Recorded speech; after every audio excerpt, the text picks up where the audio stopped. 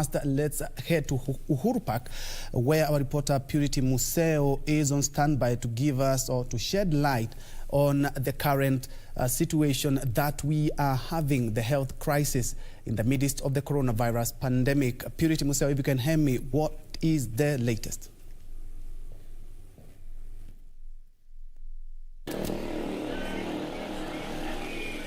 A very good afternoon to you, Ben. We are here at Uhuru Park where nurses and clinical officers are gathered, and the reason they are here is to hold a prayer session for the healthcare workers that have lost the battle to COVID-19, and this meeting coming at a time when both the nurses and the clinical officers have begun their strike, which was yesterday. So let me quickly speak with the Secretary General for the Kenya Union of Clinical Officers to just tell us some of the issues they are looking at, even as they remember the lives of those that have lost their loved ones in the fight against COVID-19. Thank you so much, sir, for joining us this afternoon. Maybe you can tell us more about this meeting. Why are you convening here this afternoon?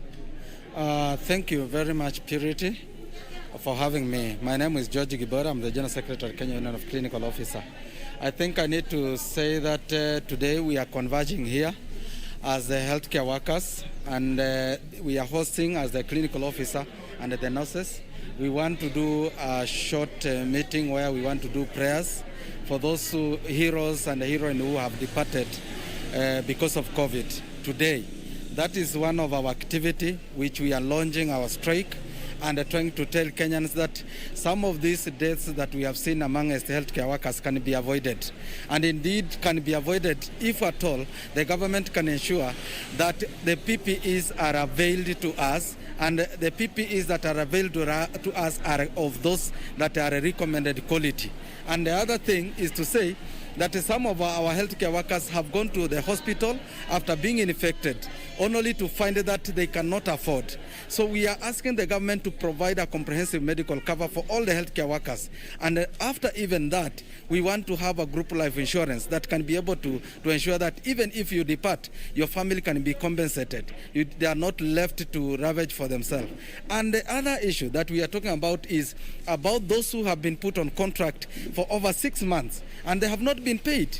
And we are only asking that we have now Dr. Mungos, who died yesterday, is the second after for those who are engaged on contract who have died before even a penny. So it is very painful, and we are asking that let them be paid, because this money can assist them. It is also a psychological cure. It can inform someone, it can assist someone even to seek better medicine, even when there is no any other support. And this is a joint prayer meeting between clinical officers and nurses. Maybe would you bring us to speed on how many have lost their lives and how many are currently infected? Yes, we are having all the healthcare workers coming together. As you all know, that clinical officers have lost now 9 clinical officers. The nurses have lost 27 nurses, and I'm privy that the doctors also have lost around 11 doctors and other healthcare workers. So this number is too big for us among other healthcare workers. So we are only saying that we need to be given the attention that we deserve during this pandemic time. And also we need to feel the support of the government. And Purity, let me mention, because I overheard the former Prime Minister saying something about there is no money to support the healthcare workers. There is no money to buy enough PPEs, and also there is no money to pay healthcare workers the requisite, or rather at least health risk allowance that commensurate with the risk that we are involved.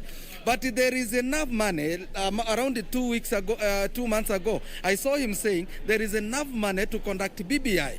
And this is painful, because why I'm saying this, it is painful at the time when the world is working. Which one is it? I believe abating the pandemic. Then we cannot be able to phantom this when people say there is no money when we want to safeguard our life, but there is money for PBI. Right. Allow me to ask you this. What is the key message during this prayer session? Because you began your strike yesterday. Kenyans would expect that maybe you're going to relent and go back to the hospitals. What is the key message today? Are we expecting any clinical officers to declare that we are going to go back to work as we look forward to negotiating with the government? Thank you, Purity. Healthcare workers, once infected, they are so dangerous to anyone. That's to mean they can infect their family, they will infect the patient that are seeking services to us. So we are saying we are willing to go back to work once we have enough PPEs, once the government has ensured that our safety is ensured, and ensure that we have now a comprehensive medical cover, that once we have been infected, even when we go back, we can get medication that we so need. If that one is guaranteed and at least motivated for us to work, because already there is a lot of psychological torture. When you ask someone and compel them to continue working without even any single penny, then I think this is a psychological torture that we are talking about. And yet we have already a lot of anxiety amongst us. When you see your friend dying because of COVID, you know you'll be the next. And this is my call, that the government prioritize the issues of health. We can celebrate any other things, including COVID, including BBI. But for this time around, our health first, and indeed, we want to say that we are willing to go and work and sacrifice. But we cannot be put against our patriotism. We be pushed to actually, commit suicide because of being patriot. We are saying before we commit suicide, let the government listen to us. We will be there to serve Kenyans.